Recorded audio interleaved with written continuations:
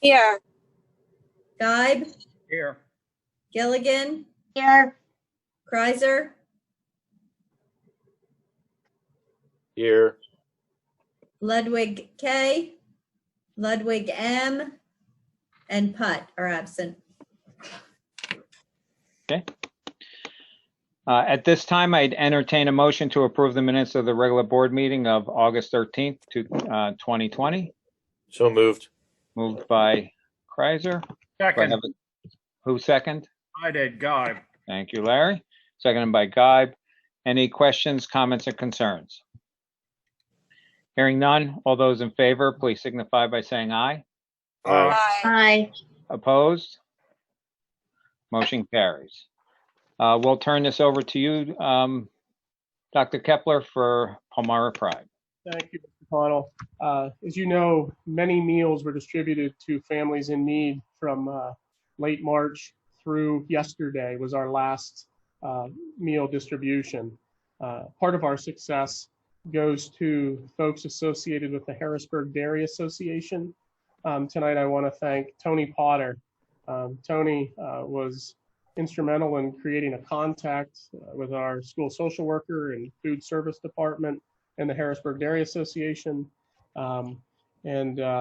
Together, over 1,000 gallons of milk and over 200 dozen eggs were distributed to Palmyra families.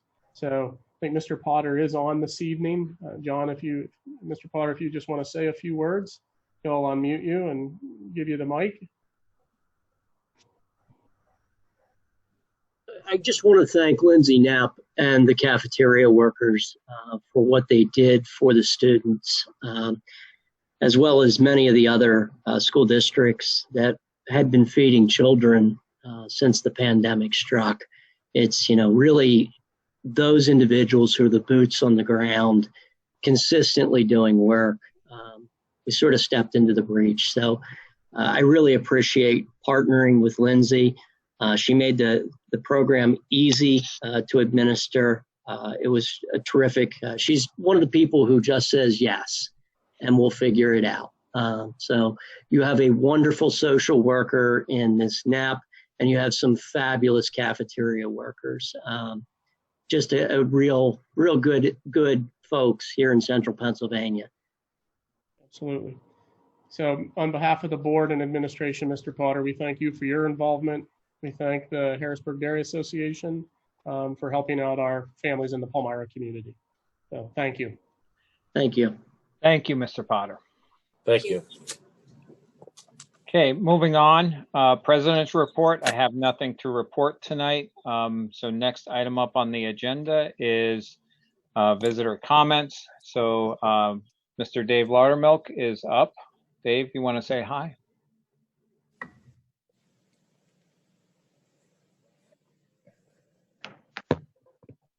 John is there. He is. Say hi, Dave.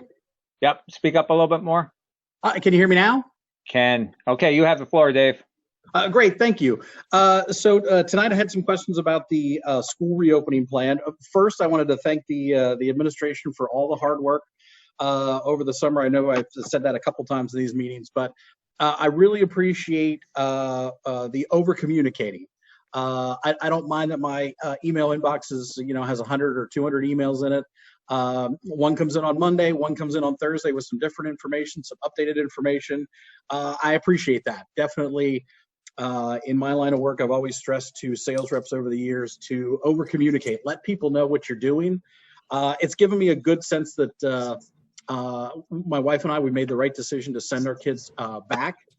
Not that that's the decision for everybody. Everybody is going to do what's right for their kids, but at least it gives me some comfort that the school has a handle on what's going on here. So I appreciate the over communicating. Keep the emails coming. There's a lot of information in them. I refer to them at different times. I was setting my daughter's iPad up today and had to reference something. So it's great information. I also appreciate the informative online sessions that have been up. I think they've been very well run, conducted well, prepared for well. Some of them had open question periods. Those I thought went very smoothly. The presenters seemed to have a good handle on the material and being able to answer questions from the public that, sometimes they came out of left field, sometimes they seemed relatively run-of-the-mill, but again, as we move through this process, I think it brings a comfort level to people that whatever they're doing with their children, at least we're in good hands with the district. I've also found anybody to be readily available over the summer to answer questions. Certainly teachers have reached out here in the last week or so. We've got a lot more communication from them, which I appreciate. But at any point in the process, it's been easy to get a hold of somebody within the district to answer some questions. So I want to thank everybody for that and look forward to that continuing here in the next 3 weeks as we launch the school reopening. I also wanted to thank the teachers who have worked hard over the summer, especially the last few weeks getting class ready as things change day to day. The state comes out with different guidelines and passes those through the district, and you've got to be constantly reacting to that. Again, I think you've shown just since the last spring how readily adaptable you are. I was thrilled to hear at the last meeting that attrition is down as far as teachers. So I think, again, having the teachers a buy-in and looking out for these kids is so appreciated by the parents. Because even though we feel comfortable, my wife and I, sending our kids back, it's still a scary prospect. I see what's happening in Lower Dauphin. I see what's happening in Hershey, in different colleges, and it worries me. But we haven't gotten any communications like that from Palmyra. So again, I feel like everybody is pulling their weight and doing a fantastic job in protecting our children, protecting ourselves, and I just want to thank everybody for that. So I had just 2 questions tonight, and these may be answered in the updated plan that will be presented. If so, you can just table my questions until later, and I'll catch them then. One is, aside from patients and wipes, what are 2 or 3 things that the community can do to support the reopening? And my second question is, how will communication regarding a COVID infection look? What's a rough outline of mitigation? And I'll just use an example of a hypothetical. Mrs. Smith teaches 3rd grade at Lingle. She gets COVID. What happens? How do I know whether my kids go to Lingle or not? Will I know? Just that kind of a question. So that's my 2 questions. Thank you, Mr. Laddick. The things that we could really need from our community, and if I had to say, and you took my number 1 would be patience. We're working through technology, the amount of training. We're going to have tech issues. That happens. Just getting everybody into a meeting tonight, there's a challenge. I would say 2, if at all possible, if any families can transport their child and keep our bus numbers down, that's helpful. And 3, we need cooperation with facial coverings for our kids on the bus and in school. Those are the things that are going to help us stay open as long as possible. And in terms of communication, the guidelines that we have are we're required to communicate to close contacts. So anybody 6 feet for 15 minutes or more. But with that said, we hope to continue to communicate and model what you said in that over communicate. I want to be as forthright with our community as possible. I can't say who or specifics, but our hope is to communicate to the folks in that building that that there is a positive case or quarantining. Where possible, teachers are going to teach from home if they have to quarantine. If they're healthy and can teach from home, we'll have a sub in the classroom, but they'll teach from home to keep that continuity of instruction moving forward. So we have that planned out as well. So please expect clear communication. The last thing I want is somebody to feel as if we're hiding something. That is clearly not going to be our intent.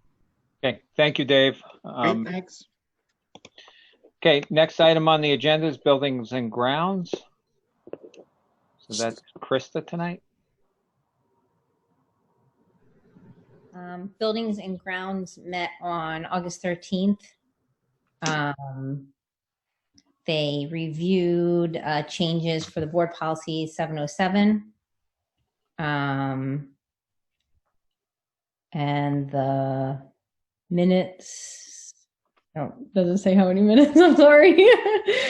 The review fall 2020 rental rates in conjunction with the sponsorship agreement. Darcy Burner Smith reviewed fall 2020 Future Stars rental rates in conjunction with that, the sponsorship agreement, and the overview of construction projects. The minutes provided the board with an overview of the construction project. Is that everything? Yep, you're good. So Okay. now just go into the motions. Motion to approve financial committee items as noted on finance consent agenda. So moved. Hold on, we're in That- buildings. That's the and grounds. wrong, that's the wrong. We're in buildings and grounds. Oh, sorry. That's okay. Item number 8, Bernie.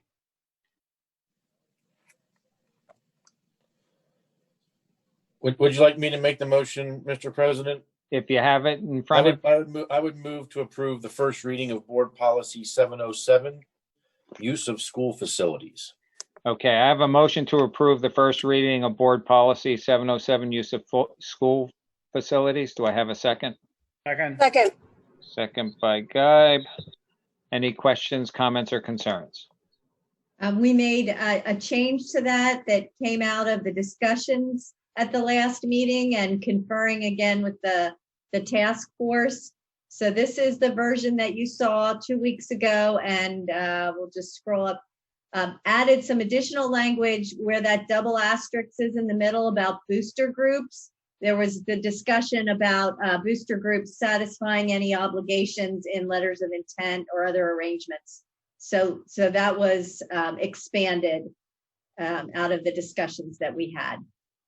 Okay. And then we added one other group too on page 8. A group that uses our facilities quite frequently is Palmyra Youth Basketball. Otherwise, this is the same document you saw 2 weeks ago. Okay. Any other questions, comments, or concerns? Hearing none. All those in favor, please signify by saying aye. Aye. Opposed? Motion carries.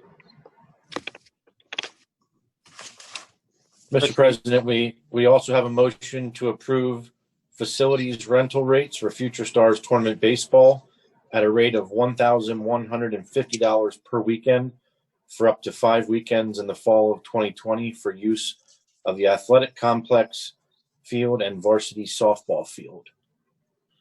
I have a motion to approve the facility rental rates for Future Stars Tournament Baseball at a rate of $1,150 per weekend for up to 5 weekends in the fall of 2020 for use of the turf, baseball field, and varsity softball field. Do I have a second? Second. Second by Gilligan. Any questions, comments, or concerns? Hearing none. All those in favor, please signify by saying aye. Aye. Opposed? Motion carries. Okay, thank you, Krista and Jim. So we'll move on to staffing and administration. Larry? Yeah. Finance. Finance. Oh, gosh, we're really screwy here. I'm sorry. Larry, would you do finance, please? Okay, we met on August 13th, 2020. We discussed, reviewed the Yellow Breeches tuition contract, the food service update, and lab fees and parking fees. There was some public comment, and out of that, the following motion.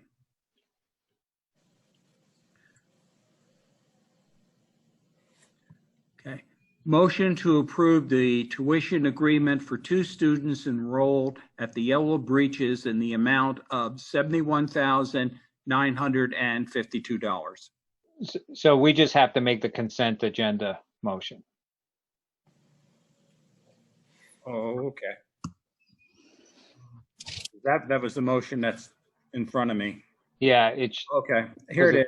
It's part of the consent agenda. Yep. Okay. Motion to approve the financial committee's items as noted in the financial consent agenda. I have a motion to approve finance committee items as noted on the finance consent agenda. Do I have a second? Second. Second by Gilligan. Any questions, comments, or concerns? Hearing none, all those in favor, please signify by saying aye. Aye. Aye. Opposed? Motion carries. Thank you, Larry, for doing finance. You can move on to staffing and administration. Okay. We also met on the 13th, and we had the first reading of policy 222, which is the tobacco and vaping product. We reviewed our Title IX obligations. We also reviewed the school reopening updates, and we had public comment from 4 citizens. And out of that, we have a motion to approve the Staffing and Administration Committee items as noted on the Staffing and Administration consent agenda. And Dr. Kepler, you want to say anything about that before we do it? Pulling it up here. Just some changes with personnel, some folks we had hired leaving us for permanent positions, some other folks internal moving to some other positions within Cougar Academy, but basically new hires filling in as some substitutes for leaves that you've previously approved. So nothing standing out for us overall. And then some additional substitute teacher hires tonight. Our mentors, contractual for our new teachers that you see there, and some extracurricular positions for the school year. Okay, so I have a motion to approve staffing and administration committee items as noted on the staffing and administration consent agenda. Do I have a second? Second. Second by Barley. Any questions or further questions, comments, or concerns? Just one quick question. None of the items are beyond what we have approved in our budget. Is that correct? That is correct. Okay, thank you. Any other questions, comments, or concerns? Hearing none, all those in favor, please signify by saying aye. Aye. Aye. Opposed? Motion carries. Okay, our next meeting scheduled for Thursday, August 27th, following the curriculum committee. Okay, we have a couple more items, don't we? Couple more motions, Larry. Yep. Okay, sorry about that. That's okay. Yeah, okay. A motion to approve the first reading of the board policy 222, tobacco and vaping products. I have a motion to approve the first reading of board policy 222, tobacco and vaping products. Do I have a second? Second. Second by Gilligan. Any questions, comments, or concerns? Hearing none, all those in favor, please signify by saying aye. Aye. Aye. Opposed? Motion carries.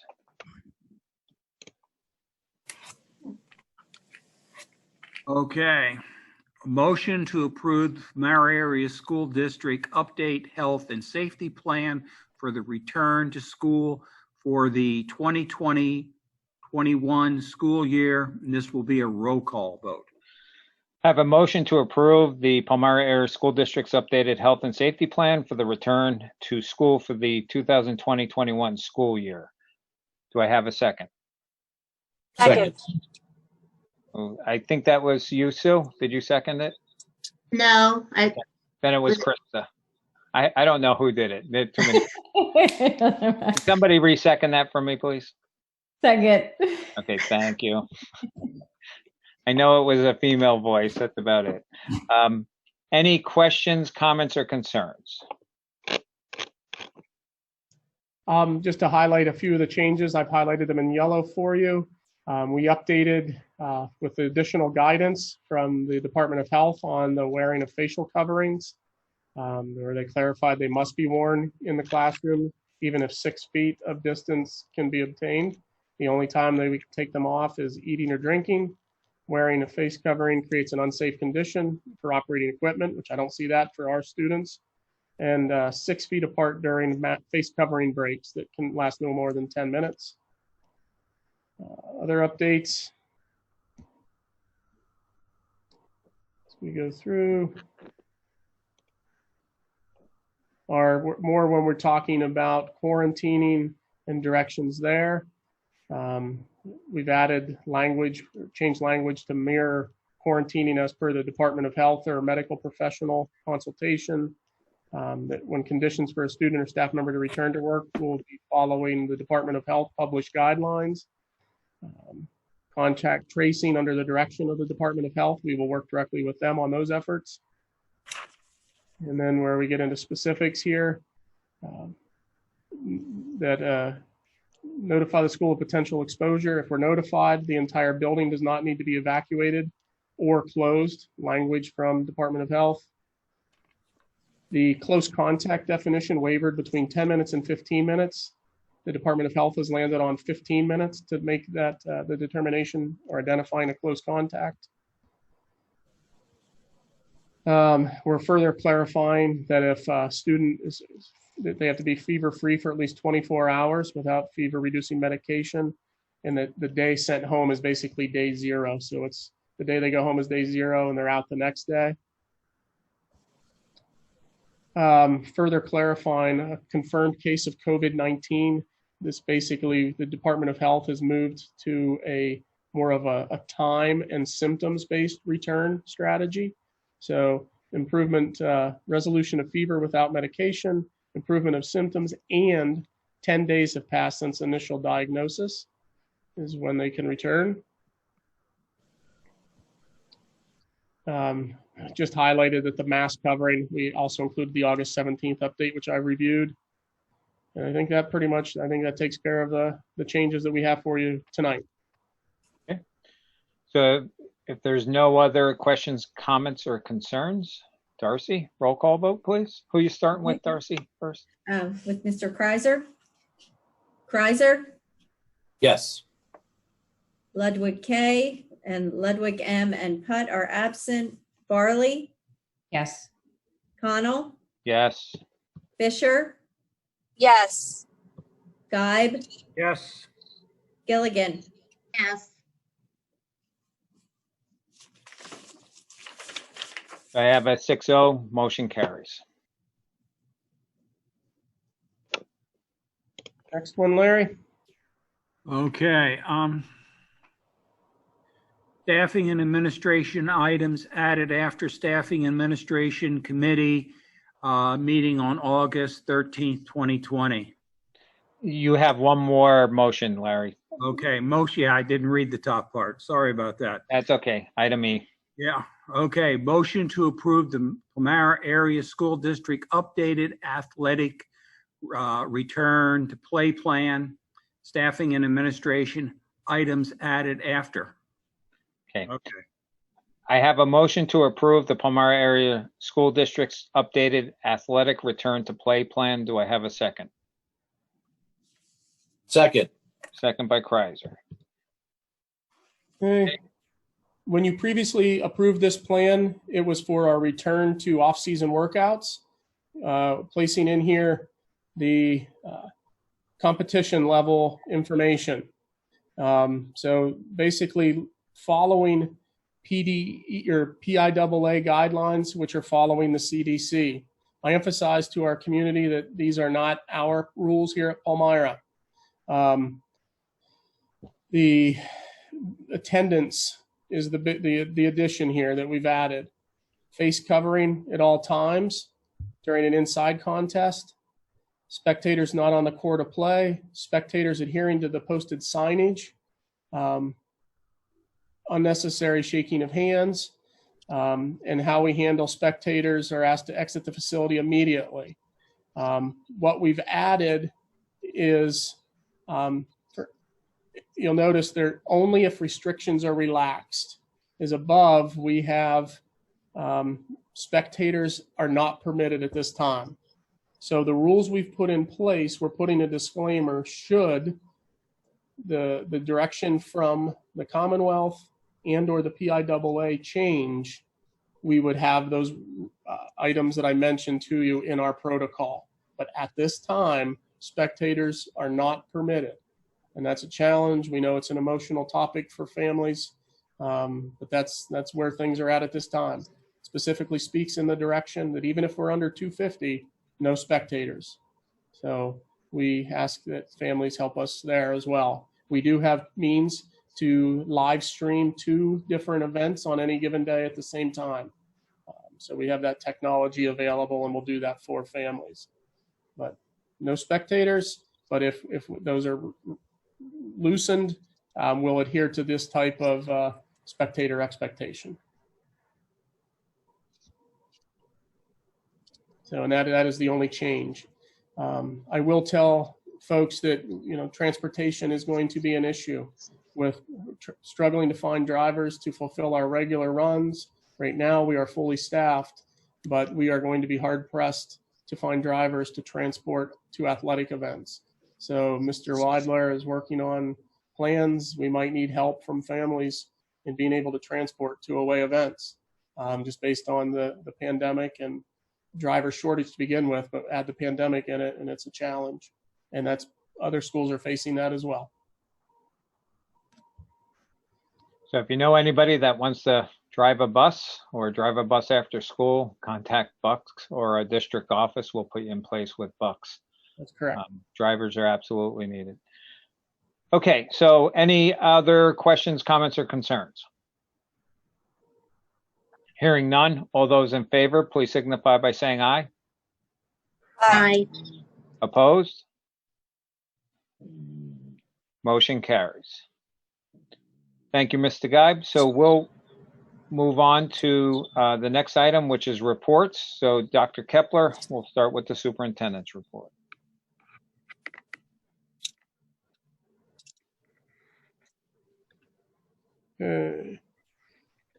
So for the board report I have for you tonight, just sharing some enrollment numbers. Or actually, I apologize, I missed one. Friday, August 21st, PIAA voted to begin fall sports, stating that they could begin on August 24th. Many leagues, the Lancaster Lebanon League, the Mid-Penn League, which we compete in, had already stated a September 4th start under a delay, so that is being adhered to. Our first official practice will not be until September 4. We do have enrollment, how we ended on June 5th, to give you an idea, and where we stood as of August 24th, Monday of this week.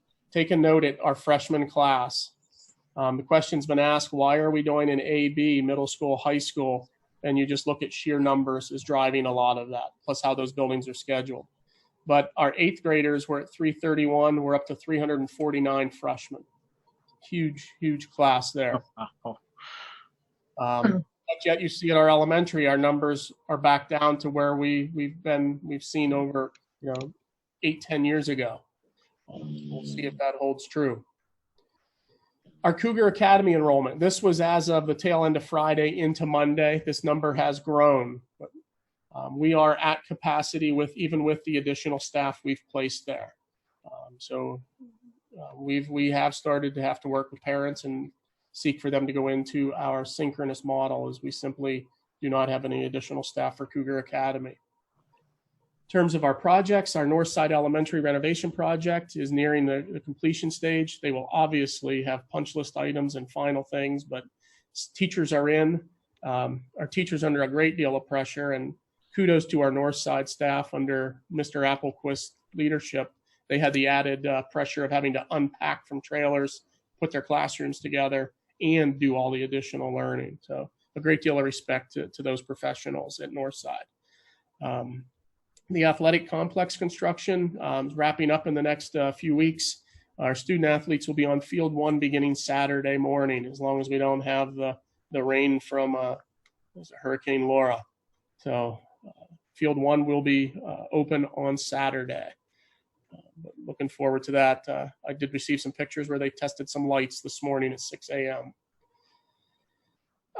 I can't say enough to our board members and our community about our teaching staff and support staff, from custodians and aides who are helping us get ready, our maintenance team, phenomenal work all summer long, to our administrative team. I said Dr. Spagnolo and team working with training since early August has been phenomenal.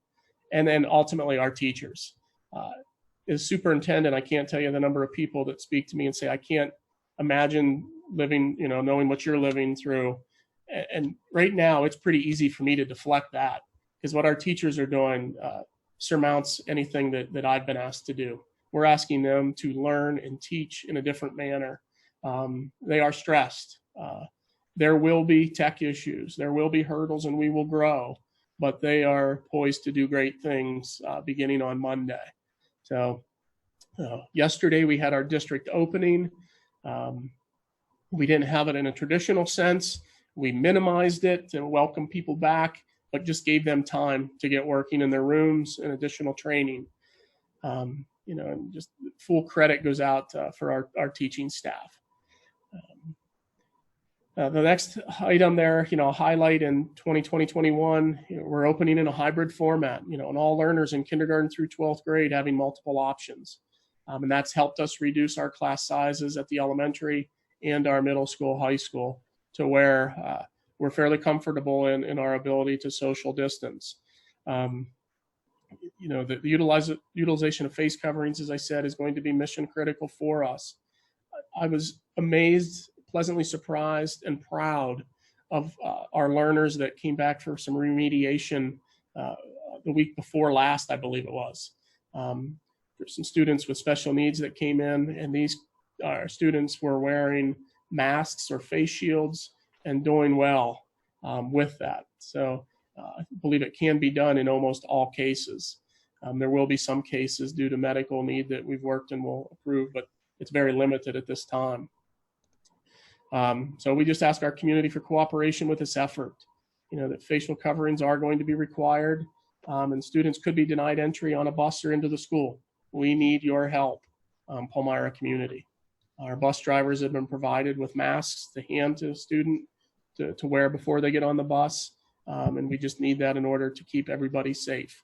If there's one thing that will shut us down, it's an inability to staff our programs, whether it be bus drivers, aides, custodians, teachers, administrators. If we can't staff, we're going to have to go virtual. So please help us.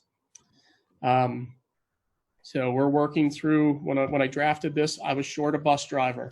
As I sit here tonight, we have all of our routes staffed for Monday morning with drivers. So thank you to our Bucks Transportation for their hard work and making that happen, and to Darcy Brenner Smith on our team for working and trying to get help in that area. So we're in a better shape right now in the last couple hours than we were when I drafted this over the last 2 days. Just some highlighted notes there of events. August 31st, the first day of school. Reminder to our community, a 4-day weekend over Labor Day. This event is small because an invite-only event for our donor sponsor appreciation night to open our athletic complex. So invitations have been sent out to board members, sponsors, donors, some coaches, some booster club reps, some administration, et cetera. So a ticketed event to help us open that facility. And that concludes my report, Mr. President. Thank you.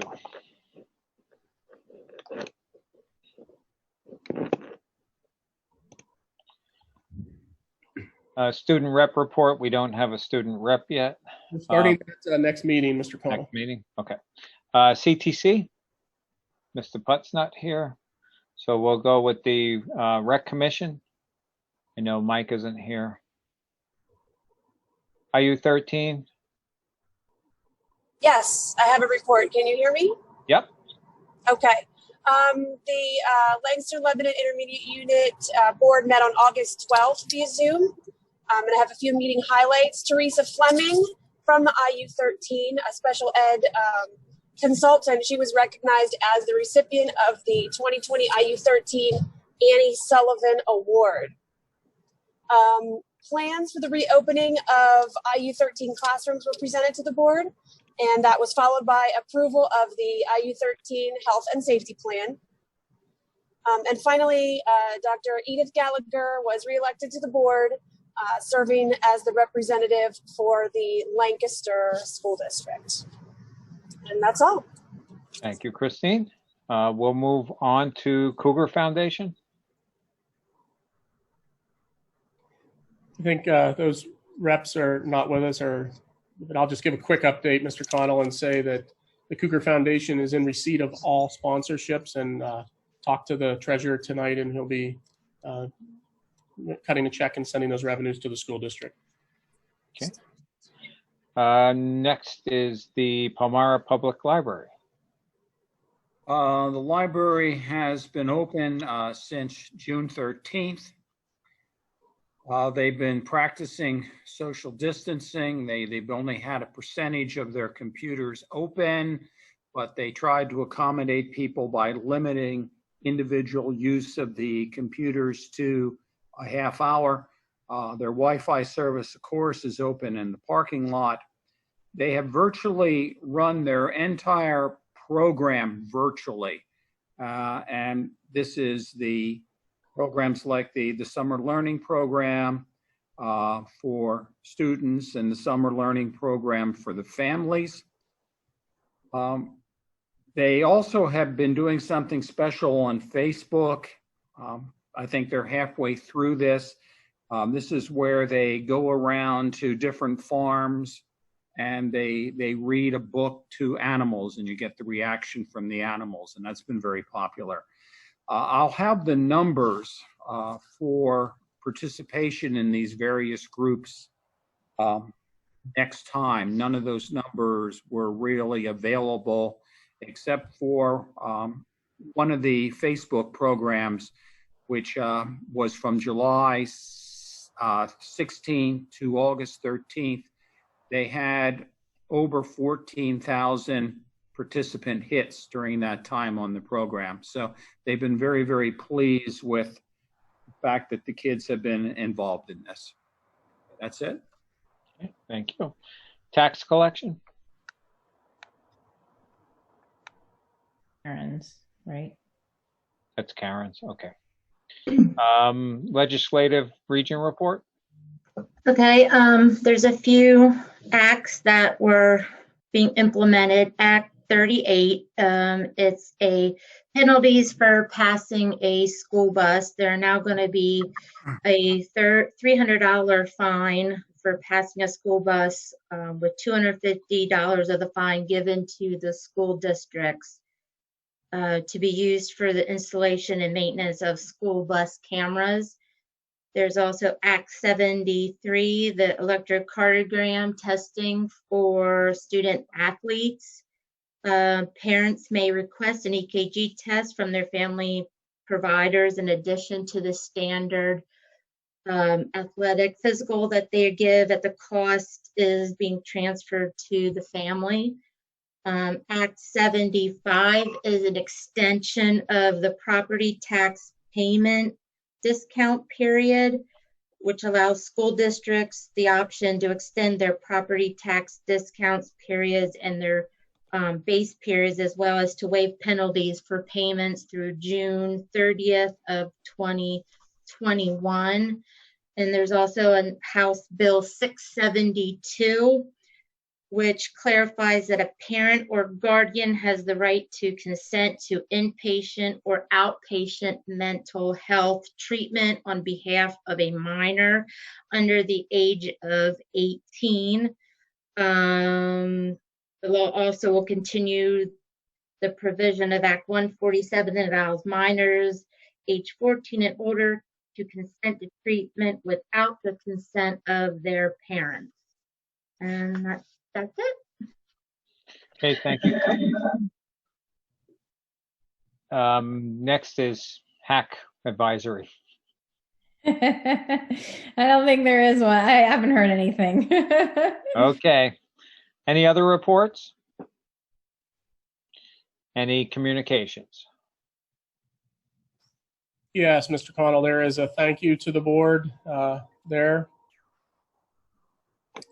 And this was from a retiree, if I recall, thanking us for their retirement gift to the administration and the board. Mrs. Mendez, retired health and phys ed teacher. So nice of her to communicate with you, the board. And the second one, if I can get my Zoom back up here, that's it. Is an email to the board received today from Mr. Patrick. Brian Patrick. Yep. That he was going to speak tonight and had to cancel. I did share this with you via email, board members today, but some of his feedback regarding the vote on policy 707 and use of school facilities, basically asking the board to certainly seek out revenue opportunities should they be present. So thank you to Mr. Patrick for reaching out to us. Okay, any other communications? No, sir. Okay, so at this time, I'd entertain a motion to adjourn. So moved. Thank you, Mr. Guy. We're going to stay here for a while. Do I have a second? Second. Thank you, Krista. All those in favor, please signify by saying aye. Aye. Aye. Opposed? Motion carries. We're adjourned. So we'll move right into our committee meetings.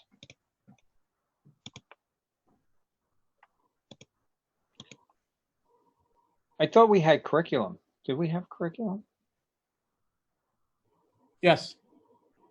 Why am I not seeing that on my Should list? be right there. I'm in it. So I got a meetings. It's at the top It's at the top. of regular. It's really strange because I don't see it. It's above. Yeah, I know it's on the top, but my thing is I only have 3 meetings in my list. Oh. All right. And it clearly says at the bottom, 1 of 3. I've just fixed it. Board members, if you refresh, I was afraid that might be the case. Sue had it on private access. So we just made it group access. So if you hit There you go. them up. So we'll go through curriculum. First item is Title IX updates and board policies. Thank you, Mr. Connell. We have this evening in front of you 6 board policies that I wanted to bring to your attention. They are all attached to the Title IX United States Department of Ed changes that were mandated beginning in August 14th. Obviously, in the short time frame, we weren't able to get them all approved, but tonight for your first reading, I am asking you that there will be 4 revised and 2 new board policies. The 4 revised, I'll start with 103. It is pretty much, we approved this in March 26th of 2020, so that was just a few months ago. The new policy just includes the new suggestions that would add the word Title IX in front of anything that said sexual harassment. So it was just some more clearer verbiage. There's also more clearer verbiage on retaliation at any point. 103 is anything affecting students. They also added some supportive measures of which we should offer the victims some choices. And then throughout the entire policy, the word Title IX was added in front of the word sexual harassment. So those were really the only changes from what we had already approved in March, this past March. Policy 104 is very similar to 103, except, let me go back. I'm sorry. Policy 103, there were a lot of the other changes were all the attachments that were provided. There is an attachment that is said to be the discrimination, sexual harassment, bullying, hazing, dating, violence, and retaliation report.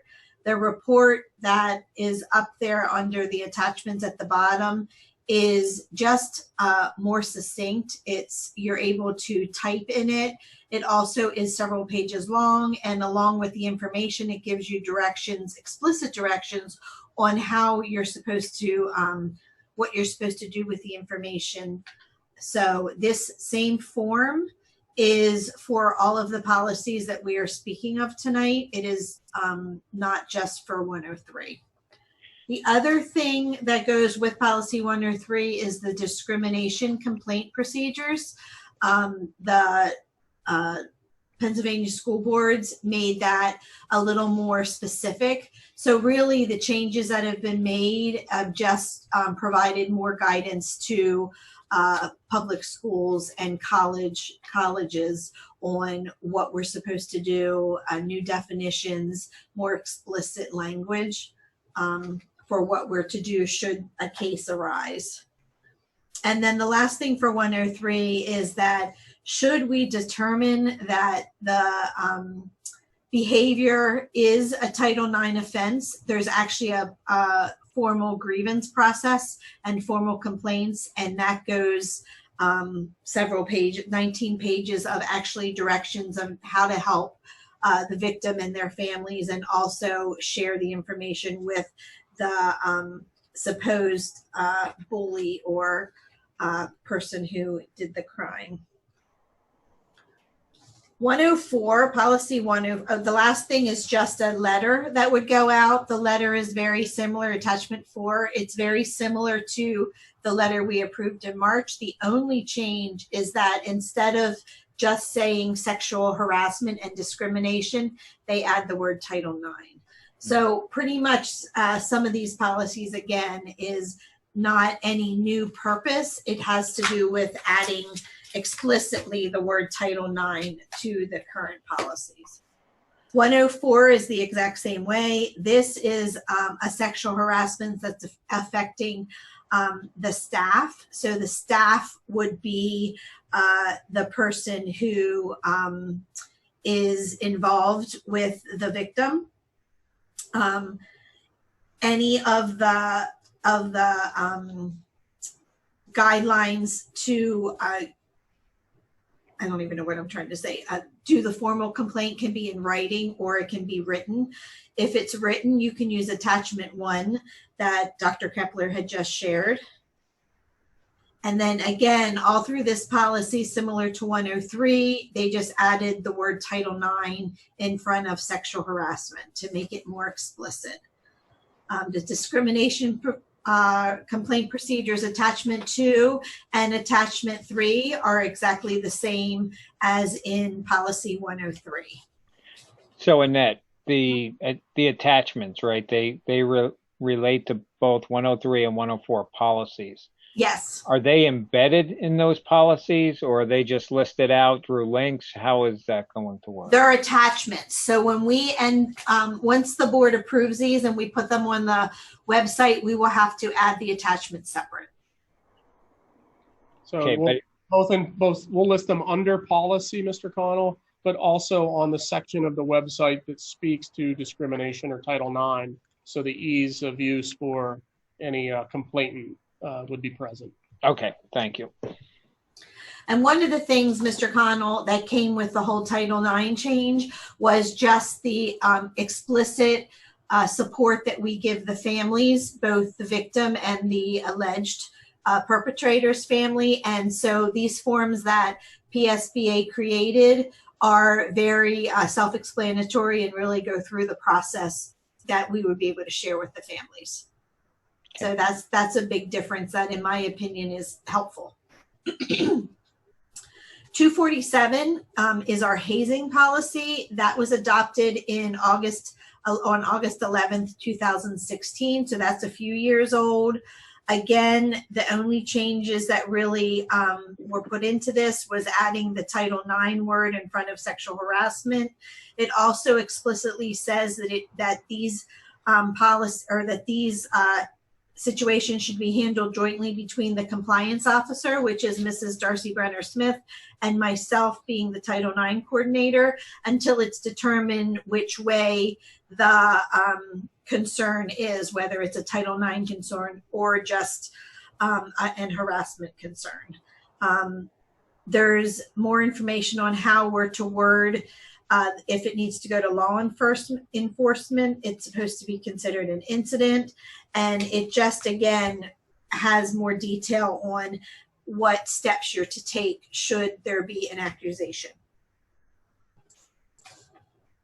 Policy 249 involves bullying and cyberbullying. It was adopted again on August 11th, 2016. The biggest two things that were added again is Title IX wording in front of sexual harassment, and also the adage that it's not just the compliance officer that should be involved, but the Title IX coordinator as well. And then once it's determined which way it should go, then there's directions on what to do after that. Any questions on those policies so far? Not yet, for me. Okay. So the fourth policy this is a brand new policy. It's called dating violence. It's policy 252. This includes definitions for dating partner, dating violence.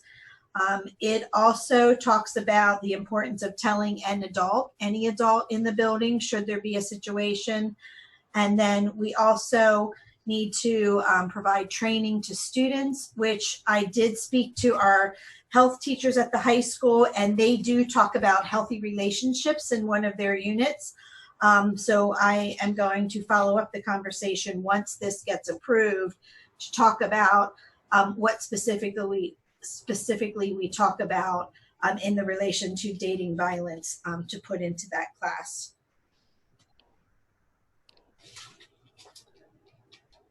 And that is pretty much sums that policy up. Then policy 317.1 is educator misconduct. This policy is very similar to policy 104, except this involves all district employees, including volunteers.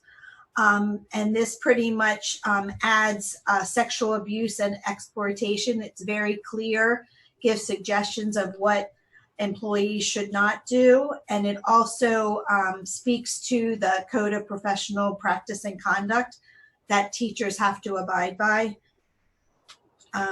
It's more specific on the delegation of responsibility. And then it talks about the duty to report any alleged situation to the Department of Ed within 15 days. And there is a specific form that would need to be filled out.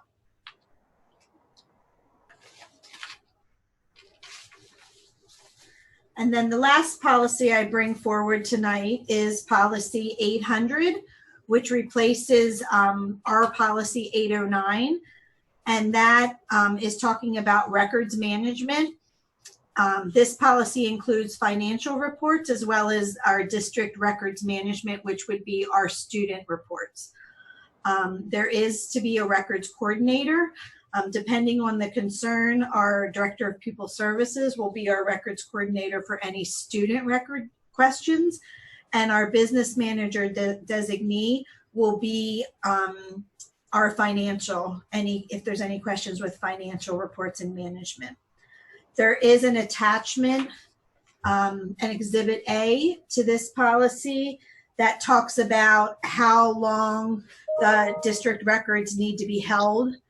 And this report was updated. We adopted it May 13th, 2010.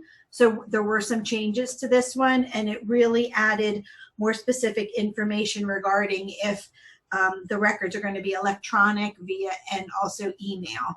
So this policy was updated probably the most out of all of them. And then the last policy I bring forward is a new policy. It's policy 829, and it talks about maintaining professional adult boundaries. This is also one very similar to the policy 104 and the policy 317 that I just spoke to about teachers. This one involves all staff members, and it talks about what you should and should not, what type of electronic communications you should or should not be involved with students. It talks about being alone with students, taking students for rides without parent permission, going to students' houses, and it really gives explicit examples of what is not appropriate to be involved with a student. Once this policy is approved again, there will be training, and it will be put in the handbook for families to have information every year. And that is all I have for our policies for first reading. Yeah, so in the event that, and I didn't get to read through this in detail, Dr. Spagnuolo, but in the event that an adult invites a child to, or a student, I should say, to their house, what is the repercussion for doing that? That's where we would do the investigation and look at what the purpose of the event was. It really talks about if families knew about it prior to or not. So if you have a child that misses the bus and you're a coach and you're able to drive the child home, if you got permission from the parent to drive them home, is very different than just saying, I'm going to take you home, and then things are said or something is done that makes the student feel uncomfortable. But if there would be an alleged situation, Mr. Connell, there would be immediate investigation. And then depending on what the investigation, it could be anywhere from an employee is off work until the investigation is over, employee is fired. There's all kinds of disciplinary things that could happen, but the investigation would definitely come first. Okay, thank you. And as Dr. Spagnuolo said, all of these policies driven through the federal legislation regarding Title IX. Yeah, I didn't. There were two that were new, but the other ones, honestly, the biggest changes were it was much clearer that their directions were step-by-step directions, and also just the word Title IX in front of sexual harassment. That was the majority of the changes. Okay. Any questions based on Title IX updates and board policies? Okay, so before we move to diversity update, I just want to remind our audience, if you would like to speak as part of curriculum, speak to what was discussed in the curriculum and instruction committee meetings, please raise your hand once we get to public comment, and we will take those people who raise their hands but not take on anybody else. All right, so next item is diversity update. Okay, I would just like to give some updates. We had our first official diversity and equity meeting on August 4th. We had 49 people attend virtually. The purpose of the committee was to review the district's current lessons, opportunities, and find ways to naturally integrate additional discussions, lessons involving equity, diversity, and tolerance if we found that was needed. We defined equity, diversity, and tolerance in our meeting. And then I was able to share some examples of what we're currently doing in the district. And I had the people that attended the meeting to start working on a mission statement regarding diversity and equity for our district. Some next steps that are happening, we have on October 12th, we have an in-service for staff, and with all of the Lebanon County school districts, we have Dr. Adolph Brown coming in to speak to our teaching staff. Dr. Brown is a servant leader, is a child clinical psychologist, and he is a social justice advocate. He says his name is a CEO, which is Chief Encouragement Officer, and his premise is fostering empathy, no space for hate. Most likely due to COVID-19, this will be a virtual setting, but our Palmyra teachers will be participating in this along with their peers from the 5 other school districts in Lebanon County. So we're very excited for that. We also have some subcommittees forming from our big diversity and equity team. So we have 3 student focus groups that are going to look at. One group's going to look at literature-focused ideas for diversity. The other one's going to look at all other content. Then we have one that's going to look at the social emotional guidance health lessons that we could be teaching unconscious bias. And then we have 2 groups that are going to be looking at resources and training for staff. And then also a group that's going to be looking at scenarios, like teachable moments of unconscious bias, that we will then share with our staff to determine next steps. We also, our wonderful elementary PTO did a book drive with us. And to date, we have $1,025 was donated for books on diversity and equity. 145 of that came from Mrs. Zambi's Market on Chocolate art display that was on August 8th. And for the money, they're going to be working with the librarians to order the books through Scholastic to get a discount. And then in addition to that, the book drive brought in 172 books. Thus far, that's going to be divided into the other buildings. So that has been a huge plus. I want to thank the board members that have already donated books. I know there have been several of you, and they wanted to just share that we are still accepting books and monetary donations should you be interested. Our next full Equity and Diversity Committee meeting is Tuesday, October 6th, and most likely that will be virtual again as well. Okay, thank you, Dr. Spagnuolo. You're welcome. Next item is public comment, and we have nobody who raised their hand, so we have no public comment. So we'll move on to our next agenda item, which is staffing and administration. Mr. Guy.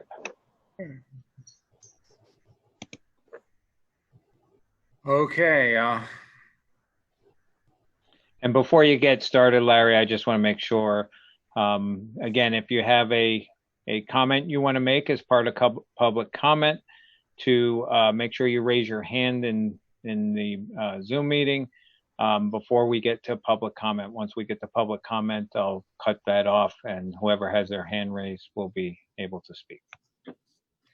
Okay, as we've been doing for the last couple months, we've been working through policies, and we have policy 904 and policy 907. Dr. Kepler, would you like to make any comments about any of those? Certainly. Thank you, Mr. God. Basically, recommended policy revisions related to pandemic.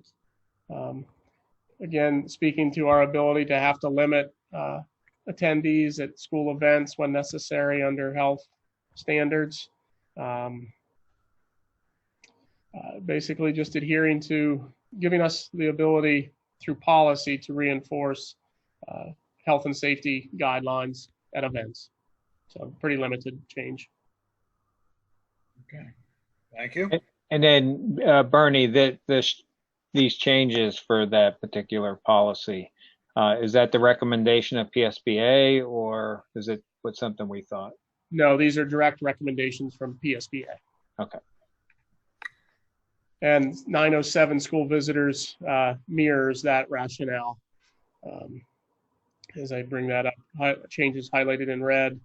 Again, limiting visitors. We're trying, doing different things rather than parents coming in for meetings. We're going to continue to try to do as many Zoom meetings as possible, or Teams meetings. Process for parents dropping things off at the office, having them in the vestibule only, and we'll get it from there, etc. But again, just following up and establishing the guidelines that allow us to alter those when there's a need for health and safety.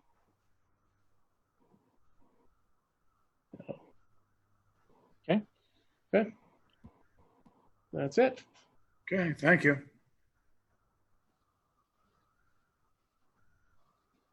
Okay, the next is the PSBA election of officers.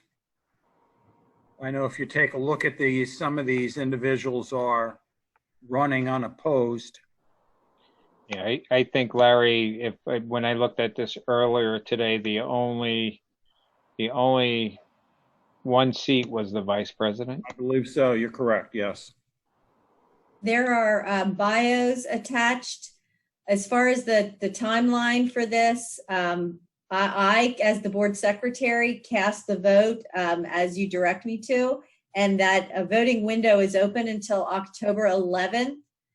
So we would have to take advantage of one of the next 3 board meetings to, give me direction and put that in the form of a motion. Okay. Right. And again, the only decision really is the vice president. Okay. Delegation of authority letter for PDE. Just for basically having this recorded in our minutes, that the Department of Education has received the items you approved in our last board meeting, where you adopted the school code provision allowing us to have online learning under a pandemic, and those hours and days count. So PDE has accepted our plan, and we're ready to move forward on Monday. Okay. Thank you, Dr. Kepler. Okay, so next item is public comment, and we have nobody who raised their hand. So no public comment. Okay. Okay, so that, as long as my meeting items are updated correctly and staffing and administration, we'll move into executive session. Is 5-10 minute break okay? Yes. And then I assume, just for clarity, Bernie, the first, just again for board members, the executive session Zoom link is on Agenda Manager under Staffing and Administration Executive Session, the first item. Okay, we'll collect back here at 7:23. Okay, thank you. Okay, thank you.